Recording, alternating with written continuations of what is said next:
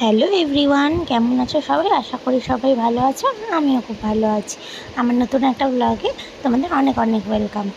এই ব্লগটা হলো আমার বার্থডে ব্লগ। তো যথারীতি রাত 12টার সময় সবাই আমায় সারপ্রাইজ দিয়েছে বাড়ির। এই যে আমার ছেলেকে নিয়ে রাত 12টার সময়তে আমি কেক কাটলাম ফার্স্টে।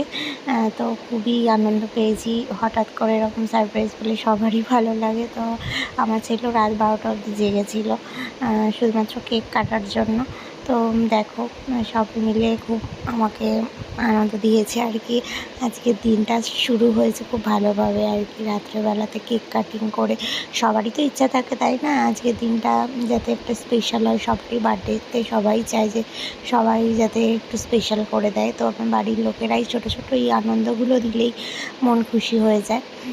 তো সবটাই অ্যারেঞ্জ করেছিল আমার বর আর এই যেমন যা, এরা দুজনে মিলে সারপ্রাইজ প্ল্যান করেছিল। এই যে আমার ছেলে বড়সড় কাণ্ড করে দিয়েছে, কেকের মধ্যে হাত দিয়ে কেকটাকে পুরো একেবারে যাচ্ছে তাই করে রাত দুপুরে মেখে মুখে এই সমস্ত করলো।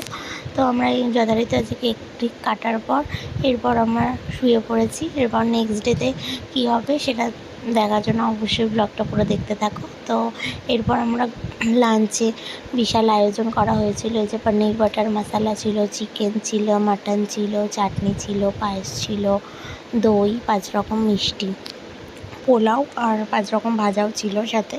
তো সবটাই রান্না করেছে আমার যা, আর কিছু কিছু আমি রান্না করেছি। আর পুরো প্ল্যানিংটা ছিল আমার বরের। তো সবটাও অ্যারেঞ্জ করেছে, নিজে হাতে বেড়ে আমাকে খাবার পরিবেশন করেছে। সত্যি প্রিয় মানুষদের কাছে এই ছোটো ছোটো জিনিসগুলো পেলেই মনটা খুশি হয়ে যায়, তাই না? বড় গিফট তো সবসময় দেওয়া হয়, কিন্তু এই ছোটো ছোটো আনন্দগুলোই মানে স্মৃতি হয়ে থেকে যায়, এই হচ্ছে কথা। তো খুব খুব খুব খুশি হয়েছি। এরপর আমার বর আমাকে পায়েস খাইয়ে দিল। দেন আমরা বিকেলবেলা চলে গেলাম হচ্ছে একটা রেস্টুরেন্টে। এই রেস্টুরেন্টটা হচ্ছে ভদ্রেশ্বর বিঘাটি মোড়ে তান্দুর গার্ডেন বলে। এর আগে আমি কখনো এটা আসিনি, ফার্স্ট টাইম এলাম। তো ভীষণই সুন্দর রেস্টুরেন্টটা।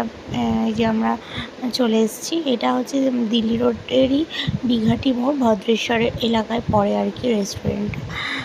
তো এখানে সব রকমই আইটেম ছিল, চাইনিজ, কন্টিনেন্টাল সবই ছিল।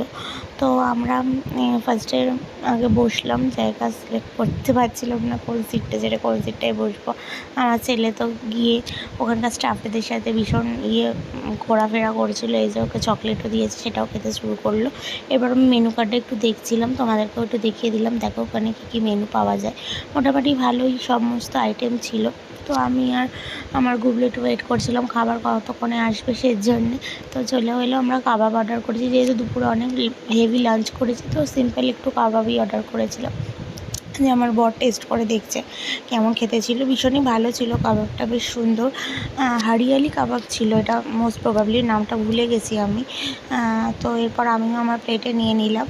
তো আমিও টেস্ট করলাম, ভীষণ ভালো ছিল খেতে। তারপরে একটুখানি ওই কোল্ড কফি অর্ডার করেছিলাম, যেহেতু গরম ছিল খুব, সে কারণে কফিটাও খুব ভালো ছিল। আর রেস্টুরেন্টের অ্যাম্বিয়েন্সটা ভীষণ ভালো, তোমরাও দেখো, ভালো লাগবে। তোমরা চাইলে আসতেই পারো। এটা চন্দননগর বা ভদ্রেশ্বর যে কোনো স্টেশনে নেমে দিল্লি রোডে এসে বিঘাটি মোড়ে আসলে তোমরা এই রেস্টুরেন্টটা পেয়ে যাবে। খুবই সুন্দর আর রিজনেবল প্রাইসও ছিল, ঠিকঠাকই ছিল, ভালোই। আসতেই পারো তোমরা। তো আমাদের খাওয়া দাওয়া হয়ে গেছে, এই যে আমরা বেরিয়ে যাচ্ছি এবার। এরপর আমরা আমাদের গাড়ি নিয়ে বেরোবো। তো আজকের ব্লগটা যদি তোমাদের ভালো লেগে থাকে, প্লিজ লাইক, কমেন্ট, শেয়ার করতে ভুলো না। এবং দেখা হবে খুব তাড়াতাড়ি নতুন একটা ব্লগে। ততক্ষণের জন্য বাই। সবাই ভালো থেকো, সুস্থ থেকো, সাবধানে থেকো। দেখা হচ্ছে নেক্সট ব্লগে। ততক্ষণের জন্য টাটা।